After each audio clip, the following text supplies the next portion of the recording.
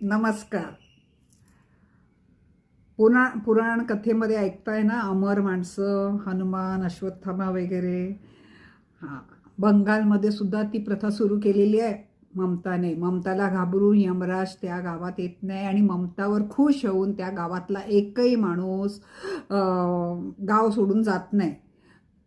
20 वर्षापासून 2280 मतभागामध्ये एकही माणूस मेलेला नाही, की एकही माणूस तो विभाग सोडून गेलेला नाही. कोणाला अमरत्व हवंय, नक्की ममता राज्यात जाऊन राहा. आणि त्या नेमक्या जागामध्ये आत्ता ते SRI सुरू झाले, त्याच्यात मरतील ते जाऊ दे, पण मतदान कार्डावर मात्र सगळे अजूनही जिवंत आहेत. आहे असं अमरत्व पाहिजे का? नक्की ह्याच्यामध्ये राहा, बंगालला, आणि त्या नेमक्या विभागातच. तुम्ही माझं ऐकताय म्हणून तुमचे खूप धन्यवाद.